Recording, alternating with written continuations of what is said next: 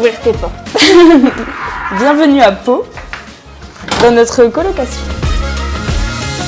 Est-ce que Léa, du coup, tu peux te présenter aussi Baptiste qui ne peut pas être sur la vidéo, mais nous parler un petit peu de vous? Ouais. Moi, c'est Léa, j'ai 27 ans et je suis en couple avec Baptiste qui a 28 ans. Je travaille dans le notariat, je suis en train de finir mes études et Baptiste, lui, est juriste. Lui, il est originaire de Saint-Étienne, à côté de Lyon. Ouais. Il va aimer ça. Et moi, je suis plus d'originaire de Bordeaux. On est arrivé dans le Pays Basque parce que j'ai trouvé un travail. Puis ensuite, Baptiste m'a suivi. On a commencé à investir dans l'immobilier en achetant notre résidence principale, qui est un appartement à Bayonne qu'on a acheté sur plan, donc dans le neuf. Au tout début de la commercialisation de la copro, on a attendu 2 ans et demi pour la réception des travaux. C'était cette année, Ouais. en même temps que l'achat de Pau, qui est cet appartement qu'on a acheté pour faire une colocation et qui est à 1h30 de chez nous à peu près, donc pas trop loin pour gérer. Vous avez acheté quand à peu près? Enfin, comment ça s'est passé l'achat? Alors, déjà on a suivi votre formation. Oui. On a commencé en mai dernier. Ouais, c'est ça. On voulait acheter, mais on n'osait pas se lancer. Ouais. Ça faisait un moment qu'on vous suivait. En fait, je pense que à partir du moment où vous êtes lancé, on a commencé à vous suivre un peu sur les réseaux. On se disait ah c'est super et tout.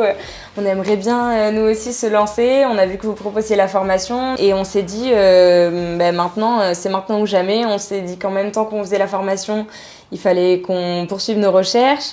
On a bien étudié le marché pour voir où est-ce qu'il y avait un peu de tension locative ou pas, où est-ce qu'on pouvait acheter un peu moins cher que le marché. À la base, on était parti sur Saint-Étienne puisque Baptiste du coup vient de Saint-Étienne et que c'est vrai que le prix de l'immobilier là-bas est très faible. Oui, c'est très intéressant. Mais finalement, il n'y a pas de tension locative. Ouais, c'est ça. Donc sa famille a fait plusieurs visites pour nous.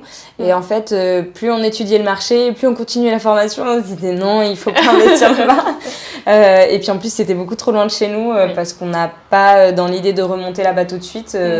Ou peut-être carrément pas. Donc en fait, ça allait être un peu compliqué. On s'est recentré autour du Pays Basque, c'est très cher. On n'avait pas forcément les moyens, il n'y avait pas forcément d'intérêt du coup de créer une coloc, etc. On n'allait pas s'y retrouver.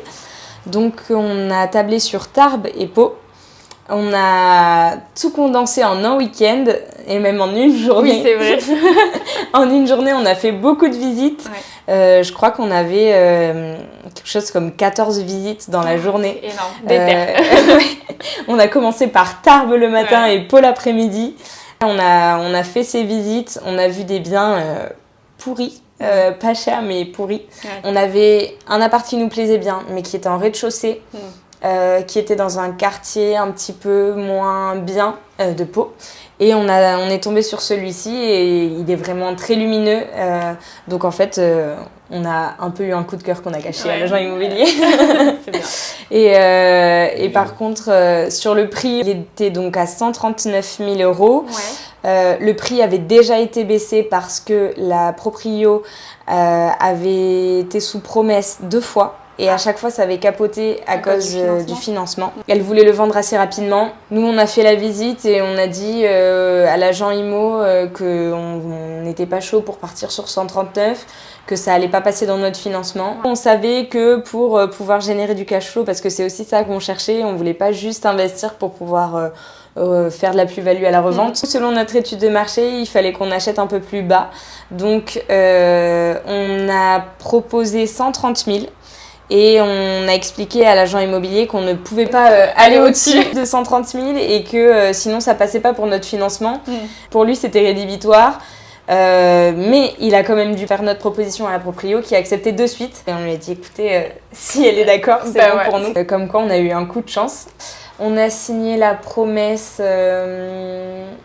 en fin d'année et on a obtenu notre financement et on a signé l'acte définitif en janvier. Nous faire un petit tour de l'appartement, nous expliquer un peu ce que vous avez fait au niveau des travaux. Bien sûr, avec plaisir. On peut commencer par le salon. Ouais. Du coup, ici, on a une pièce qui était beaucoup plus grande, qu'on a fait réduire pour créer une 4e chambre juste derrière, ici. Donc on a un salon plus petit, mais on a 4 chambres qui font à peu près 12 mètres carrés. On peut poursuivre ici, on a 2 loggias du coup qui font le tour de l'appartement. Donc ici, il y a une première loggia qu'on va laisser pour le salon avec un accès libre. Ici, on va fermer pour que cette chambre qui est juste derrière, du coup, ait un accès privatif sur sa propre loggia. Ensuite, on va poursuivre par la cuisine. Donc là, dans la cuisine, on a choisi de garder la cuisine d'origine. On a relooké un peu ça en refaisant de la peinture, on a changé les poignées, on a gardé le plan de travail qui était assez solide et de bonne qualité. Et on a aménagé tout ça avec une table qui peut se replier très petite pour laisser pas mal de place dans les colocs. C'est pratique. Ouais. Et du coup, vous avez utilisé de la peinture spéciale pour les meubles Ouais. Et avec un fini mat. Et du coup, il a mis plusieurs couches. C'est Baptiste qui s'en est occupé. Il avait tout poncé avant. Donc aussi, cette partie était très longue de tout sortir, tout poncer. Ouais, j'imagine. Mais on est très content du résultat. Trop bien. Au niveau électroménager, vous aviez quoi de disponible? Alors quand on est arrivé, il y avait du coup les plaques. L'ancienne proprie nous a laissé le lave-vaisselle et la hotte qu'on a gardé tel quel. Et ensuite, on a investi dans un grand frigo, le four et le micro-ondes. Trop bien. Et on a gardé la chaudière aussi d'origine qui est assez vieille mais qui fait le taf. Ouais, mais ça fait le boulot.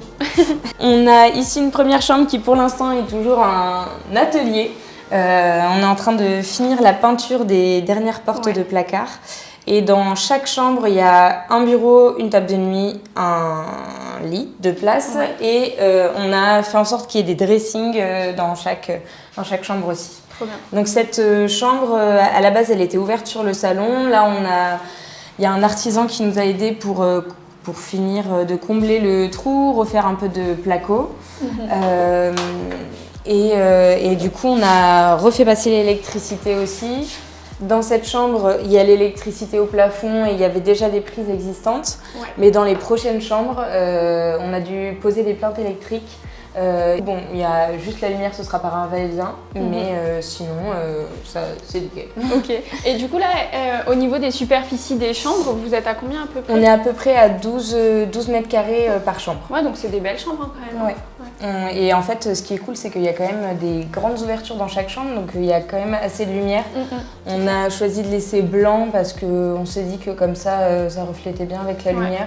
Et si besoin, on mettra un coup de peinture d'une autre couleur plus tard. C'est super. En plus, vous êtes au 4e étage là? Ouais, 4e étage. C'est quand même hyper dégagé la vue. Vous avez combien de mètres carrés en tout sur l'appart? Il y a 87 mètres carrés et en bas, il y a une cave de 11 mètres carrés. Ok, et vous la donnez accessible aux locataires ou pas? Ouais, on va la donner accessible aux locataires et il y a une place de parking en plus. Du coup, je sais pas si vous avez vu, mais c'est sécurisé en bas, donc il y a le parking sécurisé et il y a une place en extérieur. Et ça, c'est quelque chose que vous allez louer en plus ou? C'est quelque chose qu'on va louer en plus. C'est bien. Du coup, ici, on a des WC séparés de la salle de bain. On trouvait que c'était quand même important parce ça va être une coloc de 4. Alors, vous pouvez admirer ce joli petit lampadaire qui va disparaître malheureusement. Waouh. Et on a refait entièrement quasiment la salle de bain. Y a un artisan qui nous a aidés pour ça parce qu'il y avait un vieux bac à douche. On a fait une douche comme ça, un peu à l'italienne, avec un sol en PVC clipsable. Donc ça paraissait très simple. Et en fait, c'était un peu galère. C'était un chouille plus galère que ce qu'on avait pensé. Pour que ça s'emboîte bien et que l'eau passe pas entre si jamais. Ici, il va y avoir une machine à laver qui va venir. Ça rentre pile poil. Même avec le radiateur, ça Même avec le radiateur, normalement, ça passe. Mais bon, Baptiste est habitué à démonter maintenant. Vu qu'il y a eu quelques fuites. On a changé toute la robinetterie aussi. Pareil, là, il n'y avait qu'un seul robinet, donc on a installé les deux avec les arrivées d'eau et tout. On s'est découvert des petites surprises au dernier moment. Et voilà, on a reposé le miroir, etc. Et on envisage aussi de peut-être faire sauter éventuellement ce radiateur s'il nous embête trop avec la machine et de mettre un sèche-serviette, mais on ne sait pas encore où parce qu'il faut une prise. Et, donc, et oui, celle-là, elle sera utilisée. Ouais, celle-là, elle sera utilisée, donc à voir ce qu'on peut faire. Et les travaux, c'est tout vous qui avez fait? Alors, on a quasiment tout fait, sauf la douche qui a été reprise par un artisan en intégralité, la création de la 4e chambre, avec en fait tout ce qui touchait à l'électricité, ça on n'a pas trop fait, l'eau on a fait, mais et après la création des cloisons, c'est eux qui s'en sont chargés aussi. Sinon oui, c'est quasiment nous qui avons tout fait, enfin c'est Baptiste qui a tout fait. Moi j'ai aidé pour le final et la déco. Ici on a, c'est un peu plus la partie nuit, donc il y a 3 chambres. Ah c'est super lumineux hein, par contre. Ouais. Wow. Donc là, il y a cette première chambre. Comme je vous disais, à chaque fois, on a un bureau et on a ces petites étagères murales qu'on va installer dans chaque chambre. C'est BM? Oui, c'est BM. On est sponsor BM. À chaque fois, il y a un placard avec penderie. Et dans celle-ci, on a un balcon. On va peut-être mettre une petite chaise parce qu'il est quand même assez grand, on se dit, avec un petit bac à fleurs où ils feront ce qu'ils veulent, mais ça peut être cool. Vue dégagée encore, c'est chouette. Là, on voit pas trop, mais quand il n'y a pas de nuages, il y a une vue Pyrénées. Ah, et donc là, les chambres, elles se ferment pas à clé, mais par contre, vous avez des placards qui ferment. Alors celui-là, oui. Les autres, ils ferment pas à clé. On a hésité sur le fait de mettre des verrous sur les portes de chambre. Pour l'instant, on va partir comme ça et on s'est dit que l'année prochaine, on verrait si c'était sollicité. On a fait des visites, personne nous en a demandé. Donc, on va voir comment ça se passe pour cette fois. Ouais. Là, on arrive sur la 3e chambre. La disposition finale sera pas comme ça, mais on vient de finir la peinture du dernier mur. Cette chambre, pareil, à peu près 12 mètres carrés. Donc ici, on a créé cette cloison. Puisque à la base, cette chambre était très grande, elle faisait 17 ou 18 mètres carrés. Et la cloison était à côté. On a rétréci parce que finalement, il n'y a pas la nécessité d'avoir une si grande chambre quand c'est une coloc. Et ça nous a permis de créer la 4e chambre en prenant un peu sur le salon originel et sur cette chambre-là. On a installé aussi un dressing comme dans toutes les chambres. Et ça c'est bien. Au niveau des chambres, vous en êtes à combien qui sont déjà louées? Alors là, on a un taux de remplissage de 3 chambres.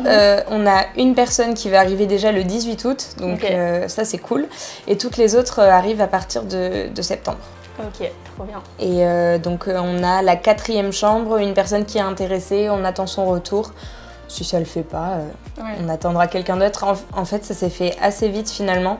On avait posté sur plusieurs plateformes, on a posté sur Le Bon Coin, ça n'a pas trop pris. Et ensuite, Baptiste a posté sur Studapart notamment. Et c'est là où on a eu le plus de touches en fait. C'est sur ces 2 dernières semaines là vraiment qu'on a eu les locataires qui ont demandé à faire des visites. Donc on a fait des visites virtuelles entre guillemets. Baptiste était sur place et il filmait l'appart en fait. Et je crois qu'il a fait une visite classique sur place. Ils ont eu droit un peu au bazar dans l'appartement. Il y a les draps, etc. Parce qu'on voulait prendre les photos et pouvoir poster, même si on n'avait pas fini tous les travaux. Et puis finalement, ça n'a pas posé de problème puisqu'on a mis dans l'annonce que c'était en cours de finition. Ouais, c'est parfait.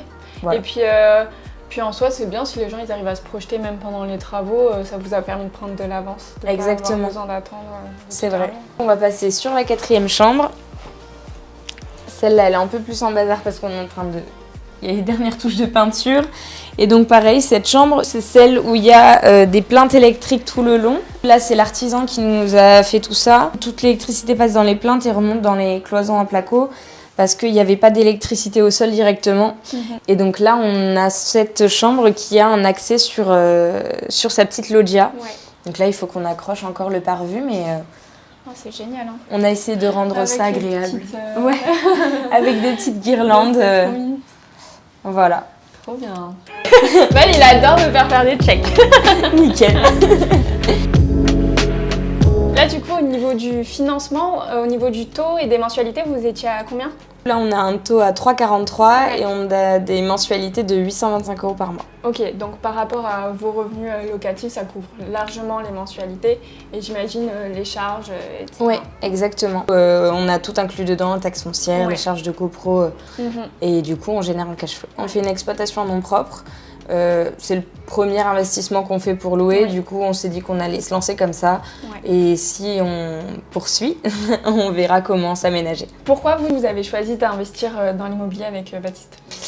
C'était pour nous apporter un revenu complémentaire en plus de nos emplois et pour gagner en liberté et l'objectif c'est après de poursuivre, on aimerait bien voir comment ça va se passer la gestion de la coloc sur une année et après se relancer dans les recherches et continuer à investir pour à terme avoir un peu plus de liberté et de capacité financière.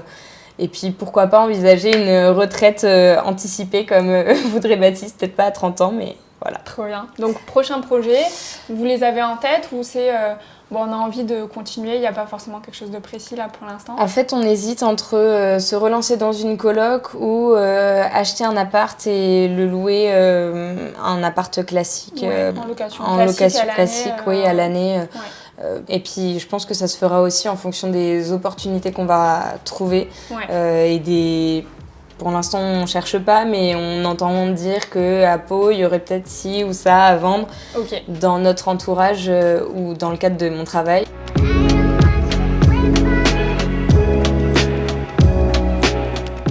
Pourquoi au départ vous êtes tourné aussi vers Audace ?